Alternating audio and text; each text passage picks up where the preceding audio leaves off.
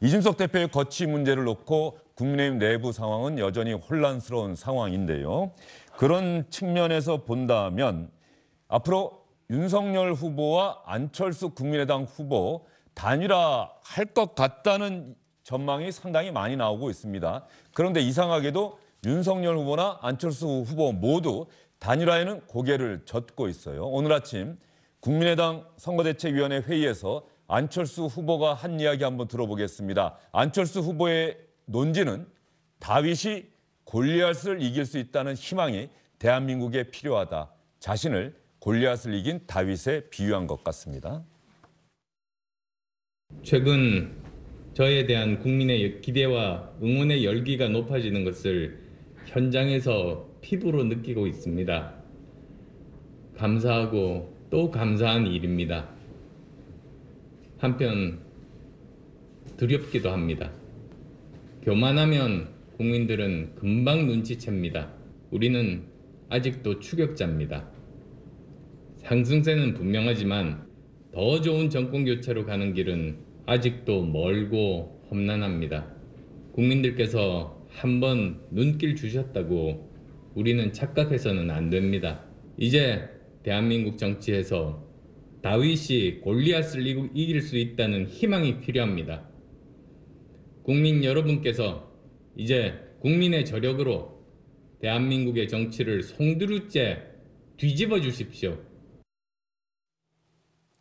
안철수 후보의 목소리에 이제 힘이 들어가고 있다, 자신감이 생기고 있다, 이렇게 아마 느끼셨을 것 같은데 실제로 오늘 나온 여론조사 결과 한번 여러분과 함께 살펴보도록 하겠습니다. 자, 4군데 여론조사 기관이 함께 실시하는 여론조사 결과인데요. MBS 100% 무선 전화 면접 조사고요. 전국에 만 18세 이상 1000명을 대상으로 지난 3일부터 5일까지 사흘 동안 실시한 조사 결과입니다. 전화 면접이고요. 엠브레인 퍼블릭, K스텔 리서치, 코리아 리서치, 한국 리서치 4군데 여론조사 기관이 합동으로 한 것이고 자세한 여론조사 결과는 이 4군데 여론조사 기관의 홈페이지 그리고 중앙선거 여론조사 심의위원회 홈페이지 참조하시면 됩니다. 이재명 36, 윤석열 28, 안철수 12, 심상정 2 나왔는데 말이죠. 이게 12월 둘째 주에 윤석열 후보가 36이었는데 28, 8%포인트 떨어졌는데 참 공교롭네요. 민성규 의원. 12월 2주에 안철수, 둘째 주에 안철수 후보가 4%였는데 12%. 윤석열 후보 떨어진 그 숫자만큼 안철수 후보의 지지율이 상승하고 있네요. 뭐 이 조사뿐만 아니라 뭐 다른 조사를 봐도 소위 그 윤석열 후보 쪽에서 빠져나간 2030이라든지 중도층 그 유권자들의 상당 부분이 안철수 후보 쪽으로 이렇게 간 것으로 이렇게 조사가 계속 잇따라 나오고 있습니다. 아, 그래요? 그러면 4군데 지금 여론조사 결과를 봤는데 한국갤럽과 머니투데이 합동으로 실시한 여론조사 결과도 지금 잠깐 한번 전체 후보들의 지지율 한번 살펴보도록 하겠습니다. 이재명 후보가 37.6, 윤석열 29.2, 심상정 3.6, 안철수 12.9, 김동연 0.2인데 이 한국갤럽의 추이도 한번 볼까요? 한국갤럽의 추이를 보면은 윤석열 후보가 12월 6일, 7일 한 달 전에 36.4였어요. 그런데 이번에 29.2가 나왔습니다. 7%포인트 정도 떨어진 거죠. 그런데 그때 안철수 후보가 한 달 전에는 6.5였는데 이번에는 12.9가 나왔어요. 6.4%포인트 정도 올라간 겁니다. 민성규 의원. 네. 말씀하신 것처럼 다른 여론조사 기관의 그 조사 결과도 비슷하게 지금 나오고 있어요. 추이가 비슷합니다. 그러니까 불과 이제 한 달 전만 해도 안철수 후보가 5%대, 뭐 안 나오는 조사는 뭐 4점 몇 % 이런 수준이었는데 지금은 다 이제 두 자릿수를 넘겨서 뭐 12%까지 나오고 있으니까 좀 이제 지나면 한 달쯤 더 지나면 20%에 육박할 수도 있다. 이런 걸 안철수 후보 쪽에서는 기대하는 것 같아요. 설 연휴가 이달 말이니까 그때쯤이면. 네, 그때쯤이면 이제 20%에 육박할 수 있다. 그럼 3강 구도가 되는 거 아니냐 이런 걸 좀 기대하고 있는 것 같습니다. 3강 구도라고 얘기했습니다. 안철수 후보가 염두에 두고 있는 건 설 연휴 즈음에서 3강 구도. 그런데 3강 구도가 된다고 한들 지금의 여론조사 지지율로 보면은 윤석열, 안철수 후보가 따로따로 계속 대선을 완주한다면 이기기는 어려운 것 아닙니까? 뭐 그렇죠. 그러니까 소위 정권 교체를 바라는 그런 지지층에서는 설 연휴 지나면 정권 교체를 위해서 조금 단일화 논의가 시작돼야 되는 거 아니냐 이런 주장을 하시는 분들이 굉장히 늘어나고 있습니다. 예. 여기서 한 가지 제가 제 기억에 말이죠. 얼마 전에 여론조사 결과를 보면은 호감도 비호감도 조사에서 안철수 후보가 아마 비호감으로는 1등으로 나왔을 거예요. 비호감에서 얼마 전에 나왔던 여론조사 결과 한번 보겠습니다. 이게 언제 조사가 나왔던 건지 이거는 지금 이번에 오늘 거고요. 예전 걸 한번 봤으면 좋겠어요. 예전 거. 자, 넥스트 리서치는 SBS와 함께하는 것이고요. 이게 SBS 신년 여론조사 결과인데 말이죠. 자, 시청자 여러분 다시 한번 말씀드립니다.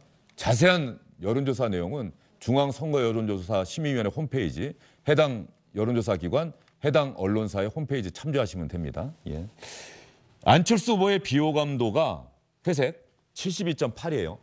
얼마 전입니다. 불과 며칠 전입니다. 72.8로 나왔고 이게 지지율 순위의 역순으로 비호감도가 저렇게 나왔는데 말이죠. 오늘 조금 전에 여러분께 전해드린 4군데 여론조사 기관 합동 조사 결과를 보면 호감도가 보라색이죠. 안철수 후보가 42, 이재명 후보 41, 윤석열 32, 심상정 34.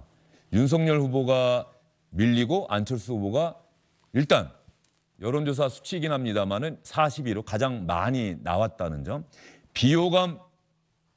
비호감에서도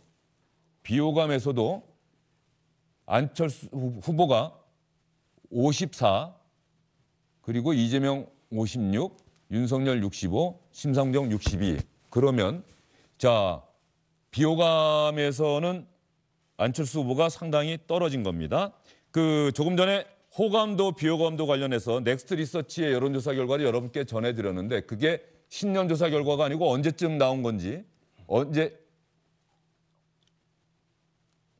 지난해 12월 중순 한 달쯤 전이 되겠네요. 그러면 한 달쯤 전인데 한 달이 채 안 된 거죠. 한 20일 정도 됐는데 호감도에서 안철수 후보가 이렇게 상승했다. 이거 어떻게 봐야 됩니까? 윤석열 후보는 그 기간에 아마 지지율이 쭉 하락하는 그 기간이었는데 말이죠. 그러니까 이제 결국은 호감도 자체가 일정 정도는 다음번에 대통령 후보로 찍겠다고 하는 이 마음의 표심의 이동, 이게 호감도를 좌지우지하지 않나라고 봐야 될 것 같고요. 그러니까 그만큼 저게 지지율의 비율만큼 호감도, 비호감도의 변동이 있다, 이렇게 봐야 될 것 같습니다. 예. 그러다 보니까는 안철수 후보가 그동안 사실은 선거 운동이라고 해도 본인이 유튜브 라이브를 하고 본인이 지역을 다니고 해도 어제 그런 이야기를 하더군요. 예전에 지역을 가면은 아무도 안 나왔었는데 최근에 이제 지역을 가면 환영 인파가 나온다는 거예요. 그래서 자기도 체감을 한다 이런 이야기가 있고요. 안철수 후보가 그동안 조용히 자신의 유튜브 라이브라든가 이거 아마 보신 분들이 그렇게 많지 않을 것 같은데 안철수 후보 지지율 상승과 함께 이런 것들도 다시 한번 주목을 받고 있지 않을까 싶은데 한번 잠깐 안철수 후보의 유튜브 방송 한번 볼까요? 의사일 때 안철수는 방황해서 힘들었고요. 해군 대위일 때는 서로 떨어져 살아서 힘들었고, 안랩 경영인일 때는 과로로 이제 몸이 상하지 않을까 굉장히 걱정이 많았었고요. 이제 정치인 안철수는 이제 공인으로서의 어떤 그런 삶의 변화 때문에 좀 힘듭니다. 그래서 마라토너 안철수가 제일 좋습니다.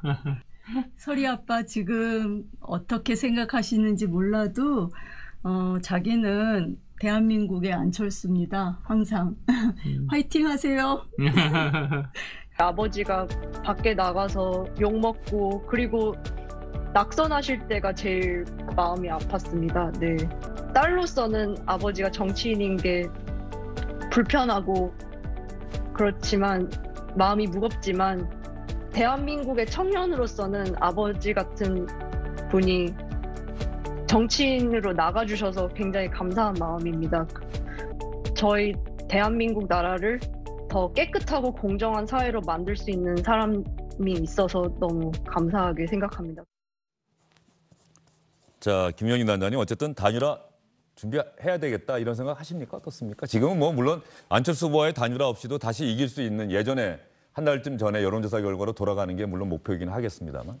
지금은 그런 얘기 자체를 꺼낼 시점이 아니죠. 알겠습니다. 네. 단일화 얘기는 하는 게 아닌데 지금 많은 분들은 단일화 할 것이다 이렇게 생각을 할 것 같고요. 네, 민주당에서도 아마 그런 가능성이 염두에 두고 있습니까? 당연히 단일화는 할 수밖에 없을 것이고, 근데 아마 윤석열 후보로 아마 단일화가 될 겁니다. 우리가 그래요? 예. 왜냐하면 한 명의 정치인을 지금 평가를 할 때는 걸어온 길을 보고서 국민들이 판단을 합니다. 말만 듣고 판단하는 게 아니죠. 말만 들어가지고는 너도 나도 뭐 다 잘하겠다. 말만 가지고는 변별력이 없기 때문에 결국은 과거에 어떤 길을 걸어왔는지를 국민들이 보게 될 겁니다. 그리고 안철수 후보가 지금 반등을 하고 있는데 이것은 잠시 잠깐 반짝 국면이다. 윤석열 후보가 지금 정신 못 차리고 지금 지지율이 완전히 빠져버리는 그 반사 이익을 안철수 후보가 받고 있는 것이기 때문에 잠시 잠깐 반짝일 수는 있어도 이것이 지속되기는 상당히 어렵다. 당장 다음 주만 하더라도 이제 보수 지지층들 같은 경우는 윤석열 후보의 위기는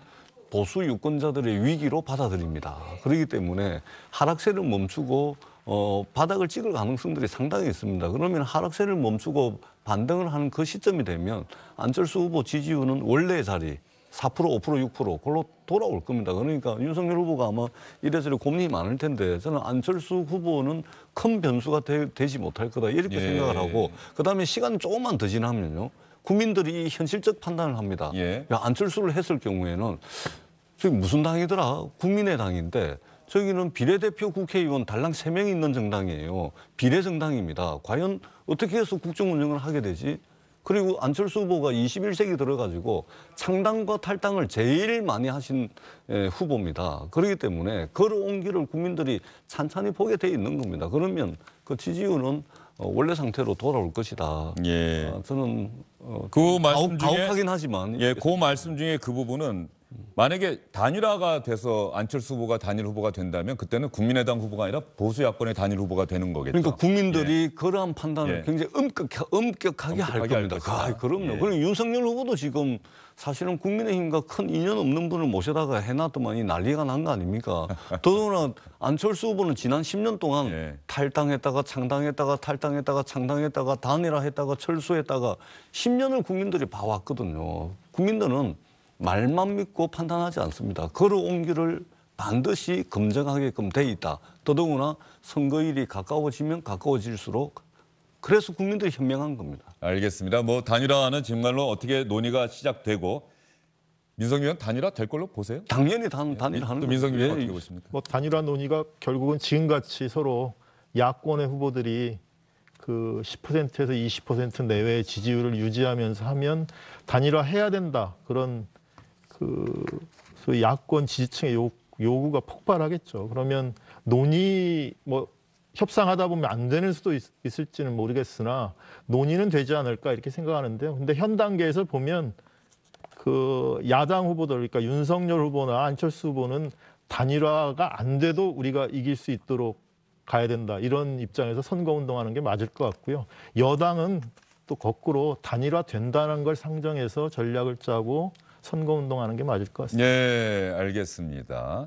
어쨌든 윤석열, 안철수 후보가 단일화 생각하지 않고 있습니다.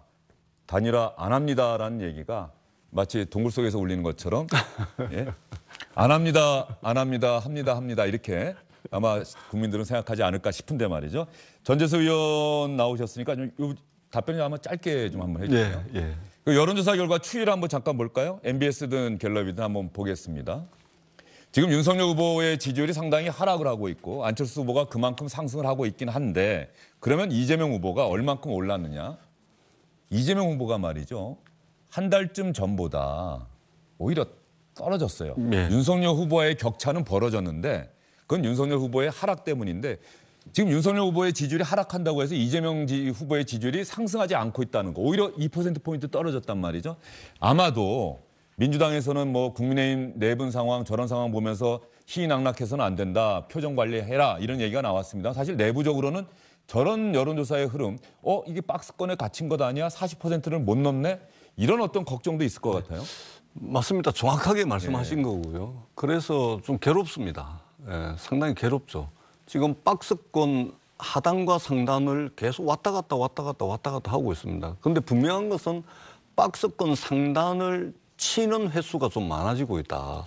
그러니까 우리가 주식시장을 보더라도 새로운 어떤 한 종목이 새로운 시세를 만들어 갈 때는 한 번에 박스권 상단을 치고 새로운 시세를 만드는 것이 아니고 수차례에 걸쳐서 박스권 상단 돌파 시도가 있거든요. 이것도 마찬가지입니다. 이 박스권 상단 돌파 시도가 지금 계속해서 이루어지고 있기 때문에 이것은 새로운 추세를 만들기 위한 시도가 계속해서 이루어지고 있고 그 시도는 한 번으로 돌파되지 않는다. 그런 노력들을 계속해서 하고 있는 것이고 그런 측면에서 정책적 역량, 네. 정책적 콘텐츠를 최대한 국민들께 내보이는 그 행보를 2022년 신년 벽두부터 진행을 하고 있다는 말씀을 드리겠습니다. 예, 그래서 제 생각에도 제 경험 또 제가 치렀던 선거나 민성기 위원이 치렀던 선거도 보면은 말이죠. 민주당 계열의 후보가 대선에서 승리했을 때는 격차가 그렇게 크지 않아요. 그렇죠? 김대중 전 대통령, 노무현 대통령, 이해창 후보의 지지율 격차가 표차가 아마 2%포인트 정도 안팎이었을 것 같습니다. 그리고 문재인 대통령은 상당히 낙승을 했는데 지난번 선거 결과 한번 저희가 준비를 했어요.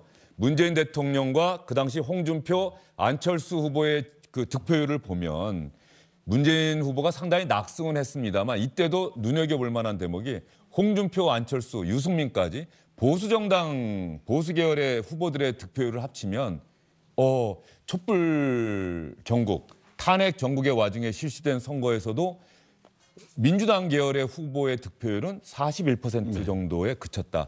1대1 대결 구도일 때 아마 46, 48 정도 얻었던 것 같은데 그래서 아마 이재명 후보의 지지율, 여론조사 지지율 40% 돌파가 상당히 중요한 의미를 갖지 않을까 싶은데 민성기 의원 어떻게 분석하십니까? 문재인 대통령 당선될 때도 그렇고 그러니까 민주당 계열의 정당들이 이길 때는 민주당 계열이 결집도가 강한 대신에 그런 강한 결집력 때문에 또 선뜻 지지하지 못하는 그런 층들이 있는 건 사실이거든요. 그러니까 그런 부분에 대해서 어떻게 선거 전략을 펴가느냐 이게 이제 민주당의 관건인 것 같고요.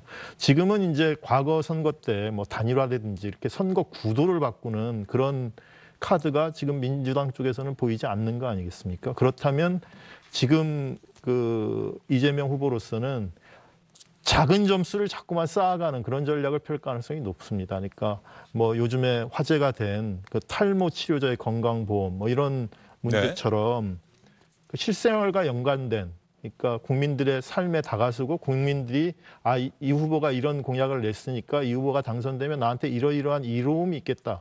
이런 것들을 좀 선점하고 나가는 그런 전략을 펼 가능성이 높은 것 같고요. 그리고 그런 측면에서 보면 지금 야권이 워낙 내분에 휩싸여서 앞으로 못 나가고 있기 때문에 이런 기회를 틈타서 정책 공약을 많이 내놓으면서 그 생활 속에 있는 그런 이슈들을 선점하는 그런 전략으로 그 박스권을 돌파하는 그런 전략을 구사하지 않을까 이렇게 생각이 됩니다. 네, 어제 탈모 정책 아마 탈모인들이 병원에 가서 치료를 받고 진료를 받고 하는 이 비용도 건강보험 재정으로 충당할 수 있게끔 하겠다. 충분히 가능하다고 이재명 후보. 아직까지 최종적으로 공약이다라고는 발표를 안 했는데 가능할 거다라고 생각했는데 상당히 많은 호응이 있다. 그런데 또 그만큼의 비판도 나오고 있다. 우리 건보 재정이 과연 그런 여력이 있겠느냐. 이건 포퓰리즘 정책이다라고 하는 비판도 있고 아마도 이러한 논쟁 자체가 이재명 후보 측에는 그렇게 나쁘지는 않을 것 같다. 왜냐하면 의제를 선점했다는 뭐 그런 또 효과가 있는 것 아니냐? 그렇습니다. 그 계속해서 지금 이러고 있습니다. 예를 들면 지금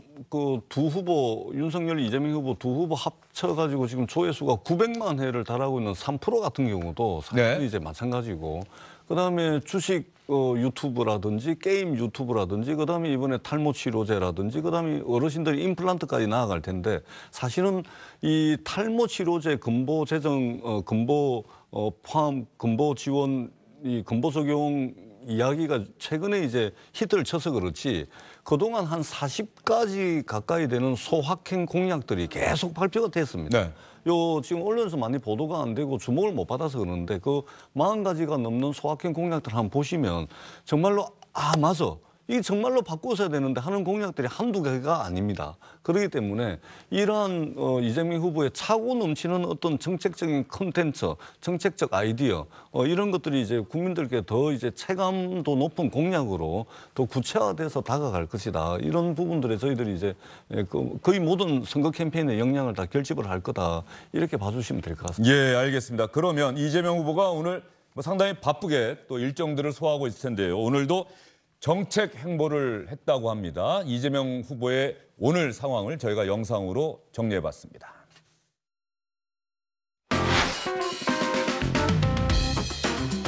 모두 자리에서 일어나 큰 박수로 맞이해주시기 바랍니다. 오히려 규제가 경쟁과 효율을 제한하고 있다면 그 역시도 이제 해소 또는 완화하는 것이 우리 경제 전체를 위해서 바람직한 것이 되겠죠. 이재명 후보님께서는 우리 사회의 정책들을 좀 오래 좀 체감적으로 좀 느낄 수 있게끔 부탁드리고 싶어서 저는 기업들은 기업 활동을 더 잘할 수 있게 지원하는 것인데 제가 언제나 이 소위 이제 전문 관료들하고 부딪히는 부분이 그런 부분이에요. 하나, 둘, 셋, 파이팅! 네, 박수 한번 부탁드립니다. 네. 한국행정학회회장 권수경입니다. 다시 한번 이 바쁜 일정에 저희 경제와 민생에서 국민의 기대만큼은 유능했느냐라는 점에 대해서는 국민들의 비판이 따갑습니다. 경제 성장과 민생을 위한 것이라면 좌파, 우파, 보수, 진보, 김대중 정책, 박정희 정책 따지지 않고 과감하게 채택하고 실행하겠습니다. 야당과도 적극적으로 대화하고 양보하고 타협도 할 수 있는 건 하겠습니다. 하도록 하겠습니다. 혹시 더 없으신가요? 예. 밤샐 수도 있어서. 네, 이상으로 예, 이재명 후보 영상에 바쁘다 바빠 나가니까 혹시 예전 코미디언 생각나십니까? 이기동 씨가 저 바쁘다 바빠로 아마 그 당시에 유행어가 됐던 생각이 나는데 말이죠. 이재명 후보는 정책 행보를 상당히 지금 많이 집중하고 있어요. 국민의힘이 어떤 내분 상황이나 혼란스러운 상황이 계속될 때 이재명 후보는 정책 행보를 하고 있는데 오늘 아마 오랜만에 출연을 하셨는데 지금 상황을 정리해 나갈 수 있는 유일한 방법. 지금 이준석 대표는 이렇게 얘기를 했어요. 의총에서 당대표의 공개 발언이 허용되지 않는 상황에 대해서 심각하게 우려합니다. 조석기 의원총회를 통해서 의원들과 소통하길 바랍니다. 저는 의원님들이 원하시면 모든 일정을 취소하고 무제한 토론에 응할 자신이 있습니다. 며칠이 걸려도 할 의향이 있습니다. 왜 통상적으로 대표가 할 수 있는 공개 발언을 못하게 하는지에 대해서 의문이 듭니다. 저는 제안합니다. 모든 토론 과정을 공개로 할 것을 제안합니다.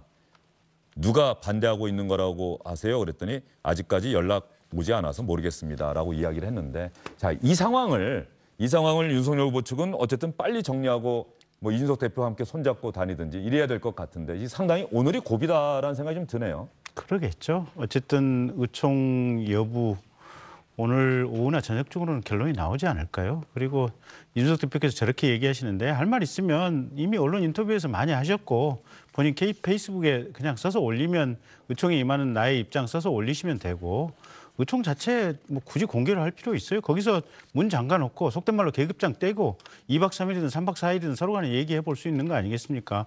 공개가 아니면 내가 참여를 안 하겠다라고 하는 것도 우스운 얘기죠. 알겠습니다. 민석 의원은 어떻게 전망하세요? 이준석 대표 거친 문제 어떻게 정리될 것 같습니까? 이준석 대표가 통상적인 정치 문법으로 정리할 수 있는, 규정할 수 있는 정치는 아닌 것 같아서.